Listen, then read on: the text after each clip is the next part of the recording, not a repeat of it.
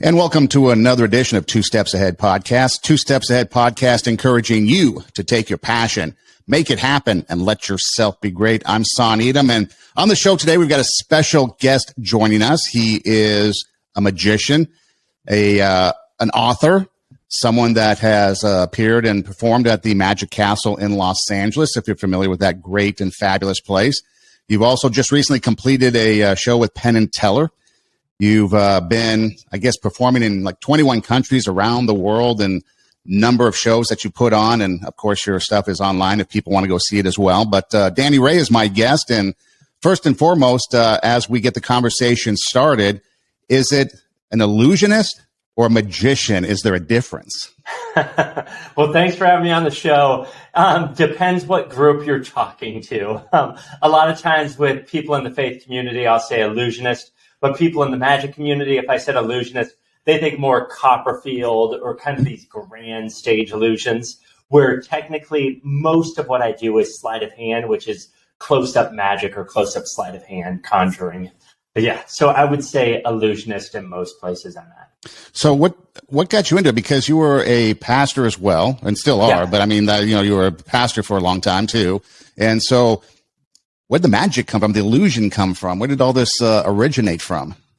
It actually started with the magic side of it. I grew up, I didn't grow up in the church. And so at 10 years old, I was interested in sleight of hand. I think like a lot of people, they pick up a magic kit or a magic trick. I just never put it down. At 12 years old, started a show called Razzle Dazzle. I sold 75 tickets for $0.25. I was the richest kid in town. Yeah. And then 15, started doing restaurant magic. That led to local businesses. But at 17 years old, that's where I gave my life to Christ. And that changed everything for me, as I had to filter things through what God wanted me to do, not just what I wanted to do. And so, yeah, that's the beginning of that journey. So then how has that merger between faith and the illusionist and that magic world come together? Yeah, so I was doing ministry in the local church, doing youth ministry, 5 years volunteer, 5 years as the youth pastor. And I was reading through the book of Romans 11:29. It says God's gifts and his calling are irrevocable. And it's the first time I saw those two kind of inextricable from one another. Up into that point, I did shows over here. I'd speak God's word over here, encourage people, but those two never met. And when I read that verse, it stopped me in my tracks. And I went, okay, I hear what you're saying, God. I need to blend these two together. And so that started the process of really blending those two together. And in 2003, we launched it as a full-time ministry, and I've been on the road ever since.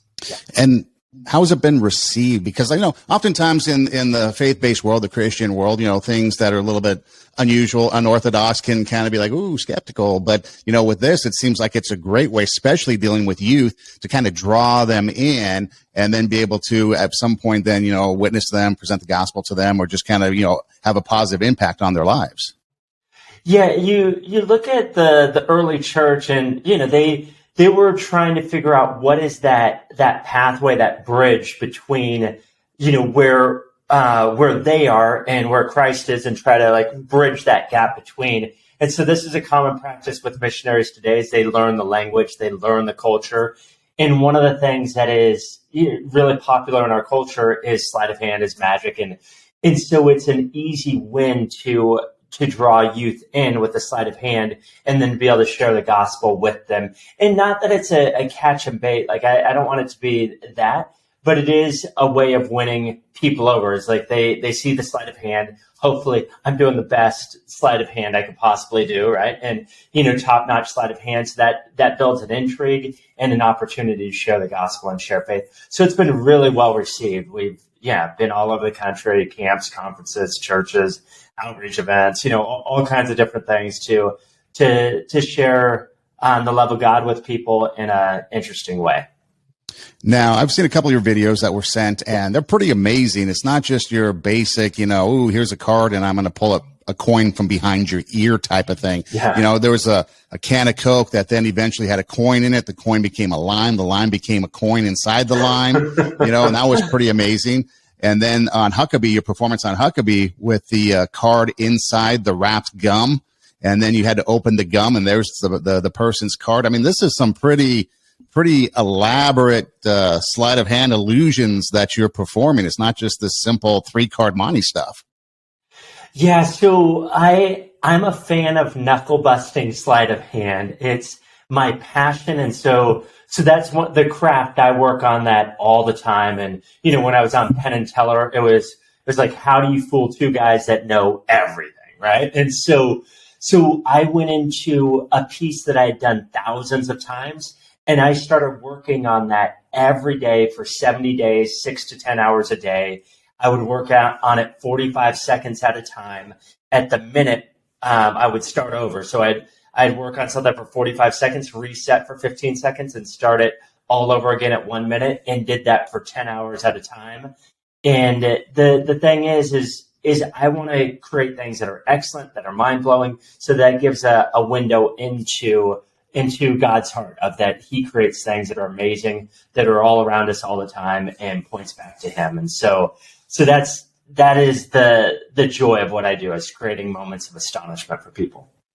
So you mentioned Penn and Teller. Were they astonished? How'd that go? It went fantastic. About 10% of people that get onto that show, thousands audition for it, and then about 10% of the people that get on there fool them.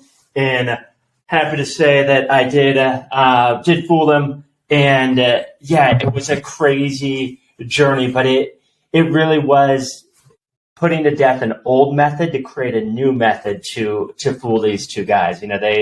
They're both very smart guys, and I had to think through, like, what would they think that I'm doing, and try to create something that is completely different than anything they would think of. And by God's grace and a lot of hard work that I think he set before me, that I was able to do that. Yeah.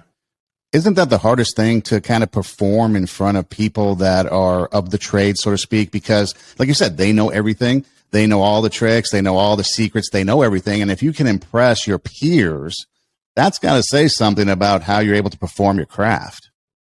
Yeah, so you mentioned the Magic Castle earlier. 16 years ago, I performed at the Magic Castle for the first time. It was a dream come true. I know that time because it was the week my daughter was born. And so it kind of is marked in my mind forever that way. But every year I've gone back to the Magic Castle, and you have people like sitting 2 feet from you that are staring at you, that I've read their books, I've watched their videos, they're legends in the magic field. And so I think that helped create a confidence, if you will, in my abilities to fool, to astonish, by having the best in the world sit right in front of you, which is what the Magic Castle is. It's you have the best performers in the world sitting there watching you, and a ton of Hollywood stars, all that type of stuff. And so I think when I went to perform for Penn and Teller, I had already had 16 years of doing that. So it wasn't the first time I was in front of, two well-known magicians that, are very knowledgeable. So. Yeah, I've been fortunate to make it to the Magic Castle. And for people that don't really understand it, you might know the Magic Castle, but in case you don't know, it is some place that if you're not a member, you need to kind of be invited to, or have someone that's a member kind of invite you to show up. So you can't just show up. So it's really kind of, I don't want to say exclusive, but it's a clientele that really caters to people that really truly appreciate magic. And some of the performances, like you said, in the hallway, they'd have a table set up, and a guy would be sitting there and doing sleight of hand with coins or cards, whatever. And you're literally like you're right there, and you're looking, and it's like, wait a minute, how do you do that? How do you do that? How'd she do that? It's like right there, and you can witness it 6 feet, 6 inches from your eyes, and you're seeing this. It's pretty amazing, the talent that you guys have and the craft that you're able to perform. And it's if anyone has the opportunity, just go see sleight of hand or in person up close. It's definitely something you need to do, because it just is simply just amazing. Yeah, I love that place, and it has the best performers, and I go down there just to watch and enjoy and be astonished myself. So it's great. Performing in person against performing on TV, is there a difference? Yeah, there's definitely a major difference. On TV, you're trying to hold their attention every second. In a live performance, it's not that you're not trying to hold their attention, but there's a buildup and a momentum that you gain their trust over time, that they don't want to leave. But on television, they might just flip to that channel and you have 3 seconds to go like, okay, impress me. And so there's always like moments where you're trying to entertain or astonish or, create something that's interesting. And so it was very different for me with, the piece I did is basically playing Russian roulette with my eyeball. I would never in a million years do this as the only trick that I'm going to do. But, like I would always have like a buildup so that they care if you lose your eyeball or not, right? It's a really weird one to start with. And then the way I had originally designed it is it was like a slow build to build into kind of this frenzy. And then, then the trigger goes off and my eyeball's saved, all that stuff. But when I went to do it on television, I was talking to the executive producers. They wanted it to go off the rails in the first like 30 seconds. And I was like, well, that defeats like the buildup that I want to give to it. But they were right. Like they know television much better than I do. They don't know magic. They know, magic in the sense that they've produced a lot of magic shows now, but they're approaching it from how people understand television and what engages people. And so having something go off the rails, and if you watch the piece, like right at the beginning of it, it seems to go awry, and that keeps people engaged and connected to that piece. Yeah. Now, one of the things that you've done, as amongst the many things that you've done, is you've written a book. And so the book is entitled A Magician's Guide for a Magical Marriage. And like you have been talking about, you kind of merging, illusionism, magic type of that world into a lot of different things as far as ministry goes, which I think is pretty fantastic. So what kind of brought about this idea of a book? And first off, I guess you guys just celebrated 25 years together, you and your wife, Kimberly. Is that right? 25 years? Yeah, my wife and I just celebrated 25, went to Hawaii, really thankful for just the incredible journey together. And when we were probably 21, 22 years married, we started to think about how can we give back. And we've been to a bunch of conferences and marriage classes and seminars, and then we've taught a lot of those as well. And as a pastor, you end up doing a lot of marriage counseling and weddings, officiating weddings. And so I went, what can we do to take the magic principles and take biblical principles and combine those together so that we could give back to people that are, either struggling in their marriage or looking for, a fresh perspective on how to create a thriving marriage. And so that's what we did with this book is took 18 magic principles and took 18 biblical principles and figured out the overlap and, shared truth in those to help people to, overcome or to, communicate better, a number of things that any marriage needs. Now, the full title of the book is No, I Can't Make Your Wife Disappear, A Magician's Guide for Magical Marriage. So how many times over those 25 years have you wanted to kind of throw the blanket over your wife, do the abracadabra, and kind of make her disappear? Or maybe put her in that box? Early on, she let me know she was not going to be a part of the show. That's not happening. So she actually, for the last 20 years, I've had somebody film the show. And so now all of my kids have filmed the show. She's filmed the show. For a decade, I had one videographer that traveled with me.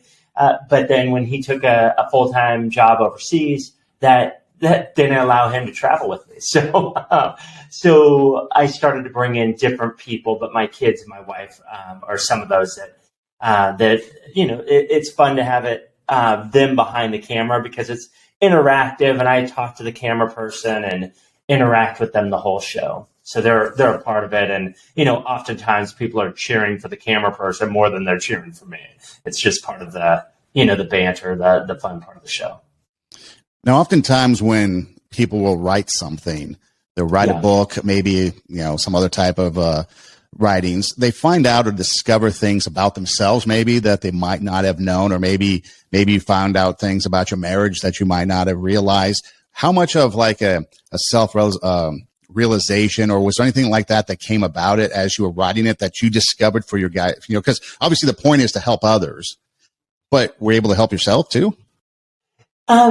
There's definitely like, things that we rediscovered in writing it. But I think a big part of it was like trying to figure out, okay, 25 years and she's still my best friend. I still love being with her. I told you like right before we got onto this podcast, that, we went on a quick date. I'm like, babe, we've got 45 minutes, and so we, ran out, did a quick date, came back, jumped onto this. And so one of the things that I was trying to figure out is like, what has made our marriage so strong? Like we've had big ups and big downs, but overall we've stayed on the same page. We're still in love with each other. We still love being with each other. We still like each other, right? And so I think a part of the discovery for me was like, what is it that we've done different? Because we've seen a ton of marriages now go through divorce, which breaks our heart. And we've seen other people that are staying together, but they don't really enjoy each other. And so I think part of the big discovery for me was like, what is it that really worked for us and how can we give those things back? And so the things that we put in here aren't just, practical tips and strategies, but they're things that we've applied and we've seen work in our own lives and in the lives of those that we've counseled over the years.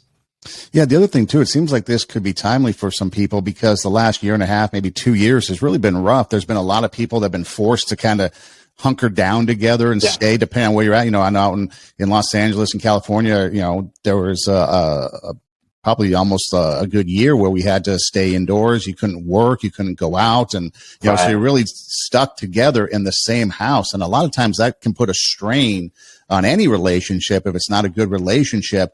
And so as hopefully things start to open up a little bit more, although we seem to be facing something new every day, it seems like that relationship between the husband and wife or the family even is becoming more and more strained, including having to be together and spend time together. So like you said, if you mentioned best friend, oftentimes there's guys they'll talk to that their best friend isn't referred to as their wife, and maybe that's just semantics, but that's really what it comes down to. I'd imagine just having that best friend right there by your side to get through even the toughest of times.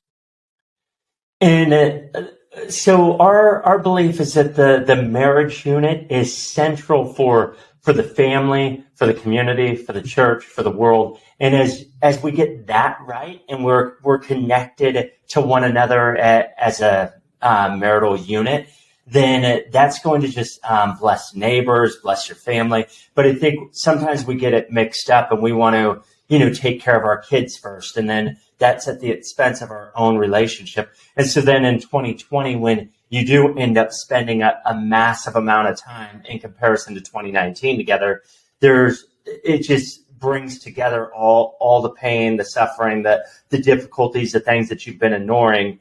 And those are things that we try to address like every day. But in the book, we try to look at like, what are the things that you need to overcome, right? Like with the loss of loved ones. I'm sure everyone could identify with somebody that they lost in 2020, whether that's, one step removed or somebody really close to you. And how do you deal with loss? So we have a whole section that we talk about, overcoming the impossible or seemingly impossible things. How do we communicate more effectively? We dedicate 6 chapters to really healthy communication and just the essential nature of communication, and how do we, create win-win instead of, you against me, and handling each other with care and with respect and with love. And so those are things that we try to address in the book.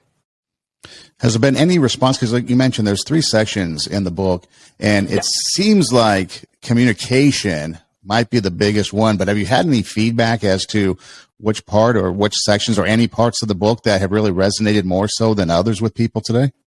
Yeah, a lot of people have talked about the communication, and as we've met with, I don't know how many couples now, but a ton of couples, communication is like key. It's the number one issue that we'll hear about.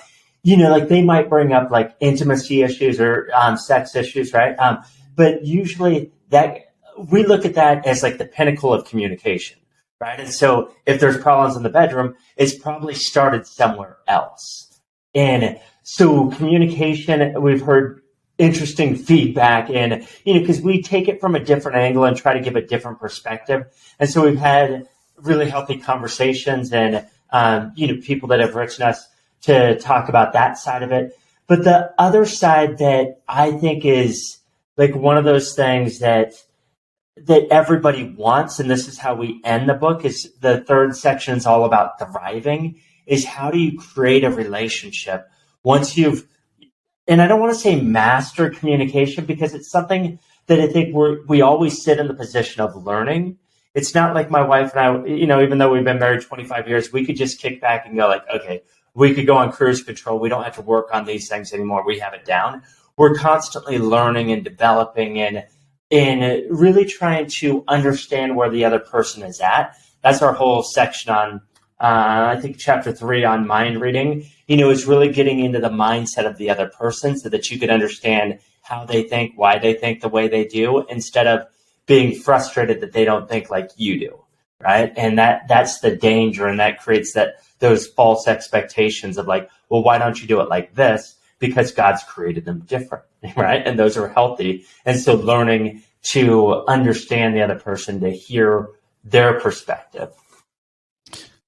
Danny Ray is my guest. His book is No, I Can't Make Your Wife Disappear, A Magician's Guide for Magical Marriage. And, in this day and age, a lot of people are meeting online, in I don't know if you want to call them the old days, but before the internet, you'd have to go out and meet people. It would be church, right, maybe, or maybe you'd be at a bar, or maybe be some other social setting. Now you're starting to meet people online, and a lot of people are jumping into relationships a lot quicker than what they might have in the past. And like you mentioned, with divorce, I think the last time I checked on percentage wise, over 50% of marriages end in divorce. So, the marriage life, the marriage is really in upheaval in our times. Has you seen anything about the online aspect of it that has really affected dating and getting to know people? Because it's like they meet online, maybe they talk a little bit, go out, and then all of a sudden they're together. And that building a relationship before you commit to marriage sometimes disappears. So have you seen any impact as far as that goes and the people that you've talked to and stuff like that? Yeah, we always look at those. This is how we look at like the internet, is like it's just a neutral thing. It could be used for good things. It could be used for negative. And so we know plenty of couples that have really healthy marriages that started on the internet. There's something that can create a depth and a vulnerability that's sometimes hard to do face to face, where you might keep it surface, but there's a depth you could create in a conversation. I know for my wife and I, early on, there was a lot of letter writing back and forth, more on my side than on her side. But that's similar to that online where you're, typing or texting or, online messaging, whatever that might be. And there can be great communication that happens that way. But then the danger comes when you do meet face to face, is sometimes that messaging back and forth, you're able to think things through and maybe craft something a little bit better that face to face you can't do. And so you have to learn to have both of those conversations well, and to learn to be intimate, vulnerable, and a person of trust in both of those.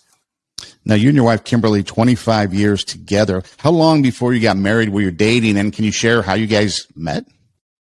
Yeah, so we met at the University of Redlands, which is a university in Southern California, and we met freshman week, and I talked to her probably for 2.5 hours, 3 hours outside of her dorm, and then at the end of it, I said, "What's your name again?" So she went away going like, well, that went well. And I tell her today, I was just so astonished, blown away by your beauty. You're breathtaking. How could I remember your name? But she's like, yeah, you just forgot. So that was week one of meeting each other. And then we started hanging out throughout our freshman year. By the end of our freshman year, we started dating each other. And then sophomore year, I asked her to marry me. We were engaged for 2.5 years. And then we graduated one weekend, got married the next weekend. About 2 weeks after that, I started my grad work in Colorado Springs. And so we moved from Southern California to Colorado. And that's where we started our first couple of years of being married was in Colorado Springs. What do you think? Because marriage, especially over a long period of time, but any relationship, maybe it could be a business partnership, it could be a friendship, anything requires work. It requires, like I said, communication was a big part of it, but it requires work. What's the biggest struggle that you see people outside of communication? I mean, was there anything that you guys went through that really resonates with what other people are going through when you share your story, you talk about your relationships and stuff like that? One of the things I think for us is, I say magicians keep secrets, but marriages don't, is, so when we were in Colorado, so I told you I became a believer at 17 years old. I had struggled with pornography at that point in my life. And at that point it was, pre-internet, there was a bunch of magazines. I threw them all away and, thought I got rid of that part of my life. I might have, struggled here and there, but it wasn't as strong of an issue. When we got married, about, I don't know, maybe 3 months into our marriage, I was passing this shop. It was a porn shop. I would pass it every day on the way to work. Well, one day, I stop, go in and look around for, maybe 2 to 5 minutes. And then I, walk to my car just like full of shame, like, what am I doing? But I had a decision at that point to make. Am I going to hide this? Because that's what I wanted to do, was just hide it from my wife and just be like, okay, it wasn't that big of a deal. I didn't buy anything. All I did was look. Like I just looked around. I walked out. I did the right thing. I got out of there. But then I was like, no, like this is a deeper issue. And if I don't address it, then it's going to continue to grow. And so I did. And that I brought it up with her. She felt insecure about it. She was hurt by it. There was self-esteem issues that happened from that. But ultimately what we did is we got in counseling, and the counseling was effective and it worked. And so we made a decision at that point. I remember writing it down in one of my journals, like, I will do whatever it takes to create a great marriage. And I think that's the key, is whatever your situation is, no matter what your struggles are, is sharing those, which takes vulnerability, which takes trust in the other person, trust in who God's designed you to be together, and going like, I'm going to lay this before you and we're going to have to deal with it. It was like a bomb going off, but we dealt with it. Things got better. And at that point, we just decided, well, let's do whatever it takes to create a great marriage, even if it's embarrassing for ourselves or for our marriage. We'd rather be embarrassed and deal with things than not. So, that's kind of an interesting point, because like you mentioned, your experience, there was no internet, there was no computers. You had to actually go someplace, and usually it was a shop somewhere, or maybe the local mini mart or something like that, and search it out. But nowadays, and it used to be kind of guys only that were kind of viewing pornography and stuff. But now that it's moved into the house with the internet, a lot more women are starting to, kind of fall prey to it. And so as you see this kind of merging together, and I've talked with some people and they're like, oh, we watch it and it's good for both of us because it spices up the bedroom and stuff like that. But I don't know. It seems like most conversations I have, when you deal with pornography as a couple, as an individual, whatever, like you said, there's that shame, there's that hiding. But I don't know one person that can ever tell me what good comes from it, despite the perceived goods that people might have. Have you seen that? Like, a lot of people kind of get sucked into that area and it affects them. Is that something that's kind of off the rails these days with the internet in the house now?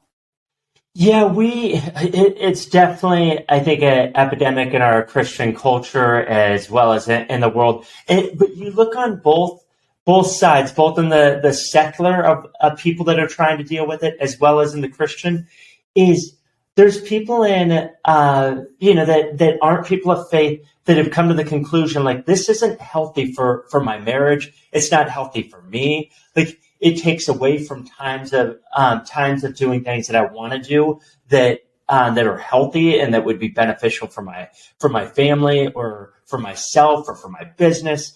And so it could be a big time consumer. And one of the things that we've tried to help couples with is, usually when one spouse is doing it in secret and the other spouse finds out, that spouse is really hurt because they feel like they're not good enough. They feel like, why would you ever do this? And so And what we've tried to help them to understand is the distinction between a sex addiction and a pornography addiction. Those are two different things. One is going out to illicit sex. One is viewing things. And those are like real simple definitions. But sometimes, the person that's seeing this, or has caught their husband or their wife in this situation, is they feel like, well, now that's they're doing other things as well. The thing is regardless of what's going on in that situation, is trust has been broken, and trust is really hard to rebuild. And so that's one of those things where if there's a difference between getting caught and coming to that person and saying, hey, look, I've been doing this for whatever period of time that is, and being honest with the person. And that's, as painful as honesty is, it's the better way than getting caught. When you get caught, there's more trust that's broken. Okay, so if somebody listening to this is going through something, and let's say it's just anything that kind of breaks or violates that trust in the relationship, right? And for you, I would imagine it took, a lot of inner strength to go to your wife and be like, hey, this is what I did.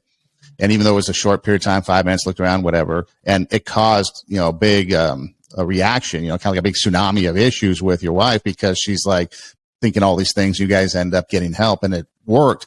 So what would your recommendation or your advice be to somebody that is thinking, okay, you know what? I want to be able to break this. I want to be able to restore a relationship. I want to be able to get back into, that trust with my spouse. And they want to take those steps. What would you recommend they do, or how would they approach it, I guess?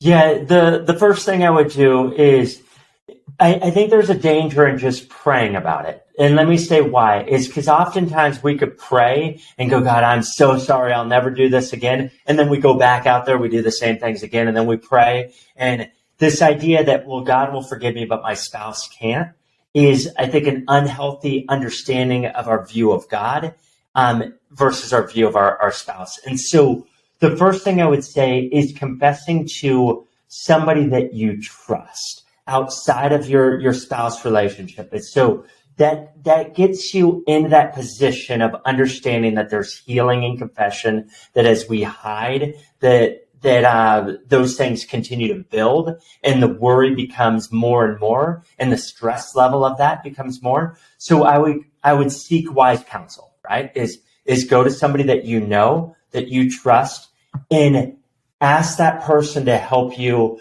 that might know your spouse as well. What's the best way to have this conversation with them?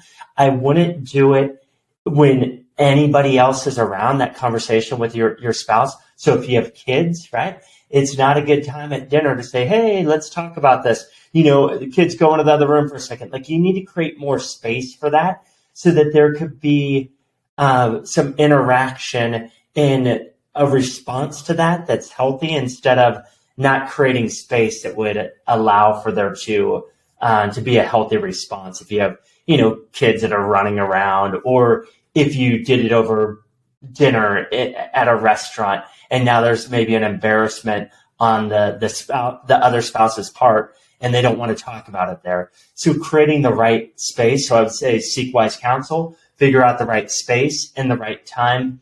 But I think, like a lot of things, there's never a great time. You just have to step out to do it. And I'm not saying not to pray about it. I would highly recommend praying through it as well, and asking God to give you wisdom. God says if we ask, He will give us wisdom of the right words, the right way to phrase that in a way that our spouse would understand and hear us. And I think owning it is a huge thing. Is not trying to justify, but saying this is where I'm at, and I wanted to let you know, and let the person respond. We've seen a lot of different responses with this, where, they could lash out, they could be silent, or they could, say something that is hurtful back. So I don't think it's just like, oh, it's going to be one conversation, but I think it's the opening the door to create a back and forth conversation. And there might need to be counseling that happens as a next step. So I think the key is, to make a decision to do it. Yeah, because one of the things that I've seen with social media, especially with things like TikTok and stuff is Yeah. I noticed, especially in the early part of 2020, when people were starting to get locked down, a lot of people were on the social media platforms doing things. And it started out where there's, for example, a lot of maybe women would be doing their, trends on social media. But then as the lockdowns, the pandemic continued, I started to kind of notice some of the people that I would follow were getting divorced. And now all of a sudden they're single, and especially they're like, I don't want to say older women, but, moms and people like that are like, professional women and moms and stuff, not the young ones.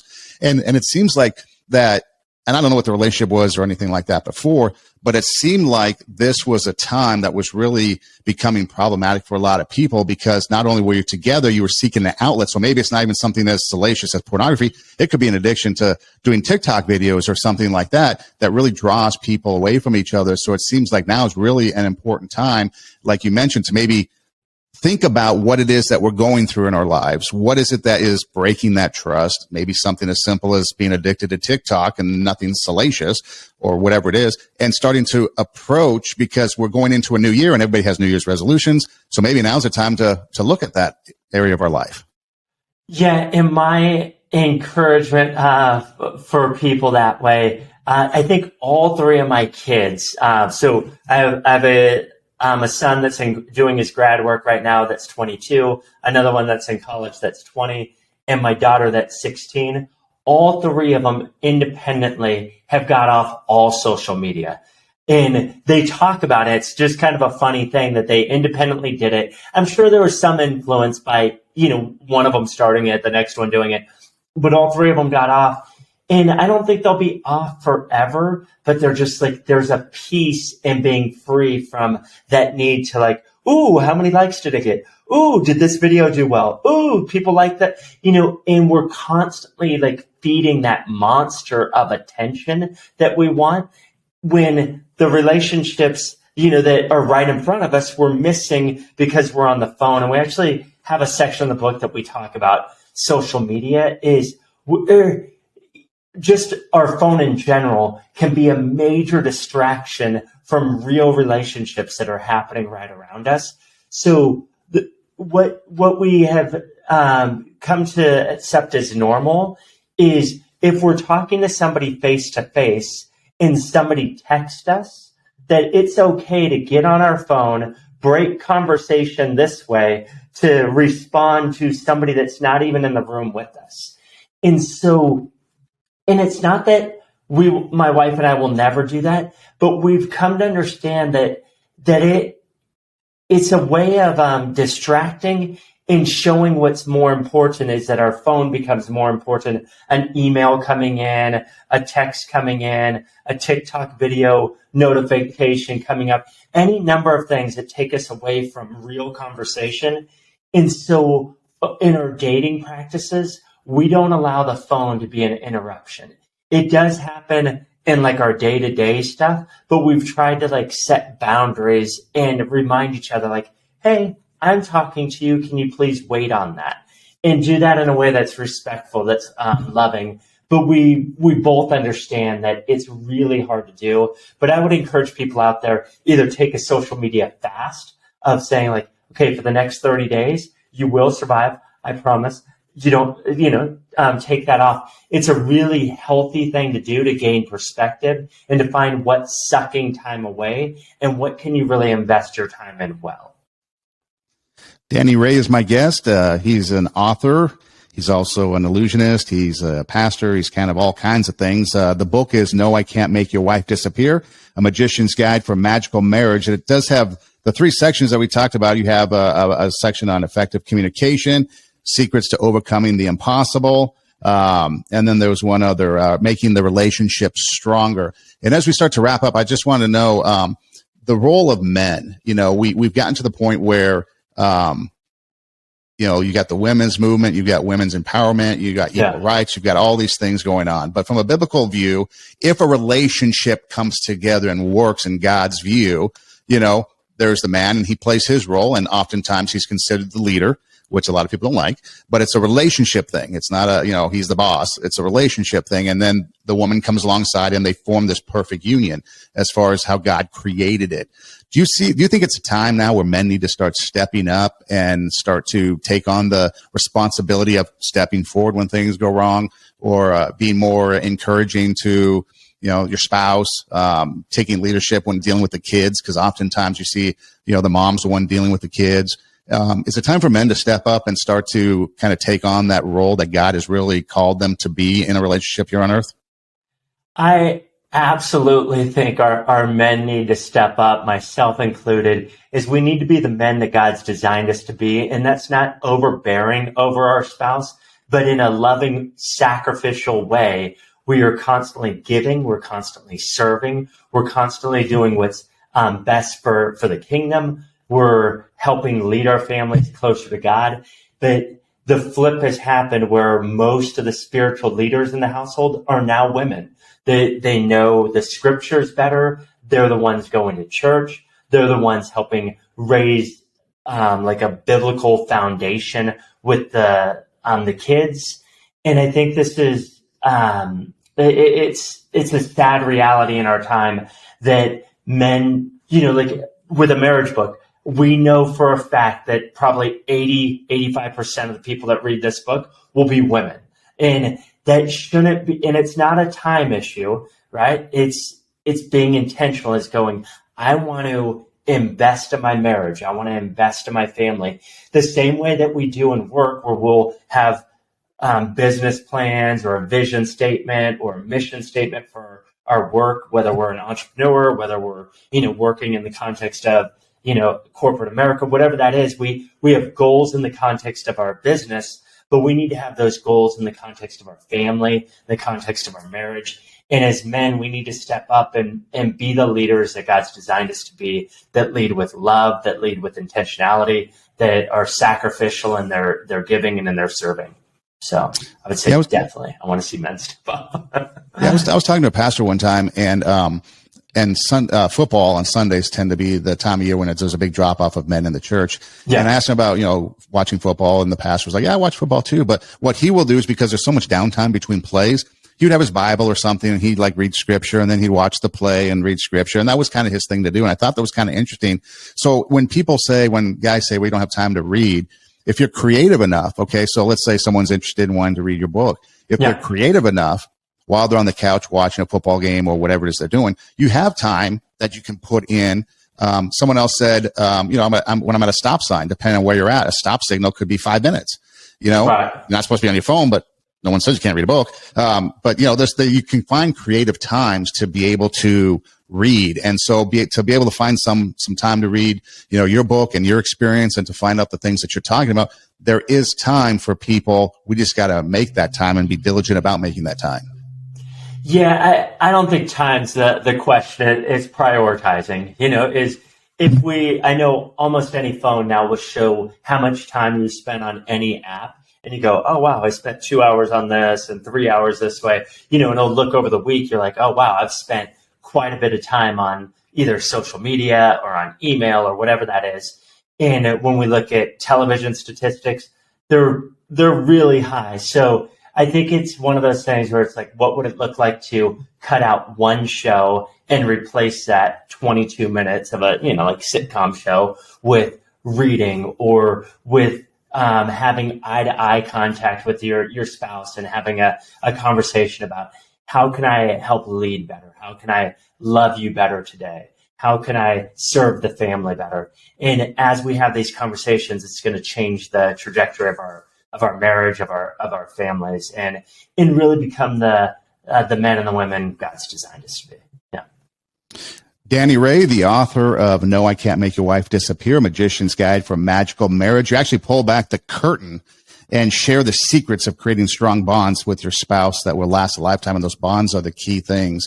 If I could ask you to get back to magic real quick, just for a second, and then I'll let you go because I probably kept you over. But there was a time, okay, I'm the one that I don't want to know the secrets to tricks or to, the magic or the illusion. I don't want to know the secrets because I think it takes away. I just enjoy it for what it is. But there was a time a few years ago where this guy in a black mask was on TV and he was, revealing the tricks. And I thought it was kind of disappointing. I'm not judging it, but I thought it was kind of disappointing because the illusions went away and, it became no fun again. Like, for example, on one of the shows, he made this big tank, military tank, disappear. But when they revealed the trick on TV, which is why I asked you earlier if it's different on TV than in real life, all they did was move the camera. They had the same exact backdrops, and all they did while he was doing his sleight of hand or whatever, they just moved the camera, and that was it. They didn't move the tank didn't disappear, whatever. Right, so my question is, when people come up to you and they want to know, hey, how do you do that, or something like that? Right. Do you reveal the secrets? What do you tell them? How do you go about that? Because there is a curiosity. People do want to know. Inquiring minds want to know. Yeah, let me say this is, as a magician, I don't keep secrets from you. I keep them for you. So what I mean by that is that we live in a culture that wants everything explained. And what if for a brief moment during a 1 hour performance, you experience what's real, which is astonishment. And in that moment, you're just like, wow, how in the world? And so my show, I'm constantly trying to build towards these moments of like, what is happening? But if we look at it as a puzzle, which magic in my world is not, then it's just like, okay, let's put the pieces together. Okay, here's the solution. And then we're back to explaining everything, which takes us away from the bigger thing, which is mystery. And we serve a God that is mysterious, and He's created a world that is full of wonder and astonishment and awe, that we can look up at the stars and just be like, wow, this is crazy. Look at the ocean and go, God, you're amazing. But instead of that, we tend to want to fix everything and show that we know everything to prove that we're intelligent or any number of things. But I would say enjoy those moments of astonishment. It points back to who God is, and enjoy that sense of mystery, because it'll remind us that God is mysterious and there's always more to know about who He is and what He has in store for us. So if people want to find out more, maybe look at some of your performances online or something like that, where can they find you? DannyRayMagic.com, and all the socials the same. So YouTube, Danny Ray Magic, TikTok, Danny Ray Magic, all that stuff. Yeah. Do you have anything lined up for the New Year's if people want to come out and see you? I know you're out in Southern California there. Any places people can come see you live? Yeah, most of the stuff we do are private events. Even if it's not private, it's, for a church that's doing an outreach for their community. So I would say if you look online, we'll post. I know there's one coming up that's a public one in Michigan on the 30th of December of this month at Baker House in Michigan. So there's some that are, open to the public, but it's more rare. I would say if you're interested, talk to a leader, a conference leader, a camp leader, a church leader, a corporate leader. We just finished a business party we try to get to all of the states. I've hit all 50 states, 4,000 sub shows. So we'll be in your area. We just need to make it happen. Be a part of making that happen. That helped me. So, and if somebody does want to have you come out for a conference or whatever, just DannyRayMagic.com, and they can get all the information there. Yeah, there's a booking page there that they could go to and book. And how about to find the book? No, I Can't Make Your Wife Disappear, A Magician's Guide for Magical Marriage. Where can they get the book? Yeah, you can find that on any number of websites, Barnes & Nobles, Books A Million, ChristianBook.com, obviously Amazon, my website. Yeah. Anything else we missed out on that you want to share with the listeners or anything? I would just say I would really encourage you to figure out how you could invest well in your marriage, because marriage will make an impact on everything you do, and having a healthy marriage is just a great way to start every day. So do whatever it takes to create a healthy marriage. So Danny Ray, the book is No, I Can't Make Your Wife Disappear, Magician's Guide for a Magical Marriage. Hey, thanks so much. We appreciate your time. And I know maybe went a little bit longer, but you kept opening up some doors that I wanted to kind of pursue, because I think it's valuable for people, especially men, to kind of hear what you were saying, because it can resonate with a lot of them. So I really appreciate that. Thank you so much for having me on. It was fantastic. And for those of you that want to follow, again, it's DannyRayMagic.com. If you want to have other means by which to see this show, you can go to RadioWarp.com. That's Radio, W-A-R-P, RadioWarp.com. You can find me on Instagram at EdomRocks, EIDEMROCKS. And you can listen to the podcast on all the usual platforms. If you go to Instagram, there's a link that takes you to a bunch of different places where you can see and watch the show. And so we truly appreciate you being a part of the journey. So once again, Danny Ray, the book is No, I Can't Make Your Wife Disappear, A Magician's Guide for a Magical Marriage. Check it out. Again, Danny, thanks so much. We appreciate it.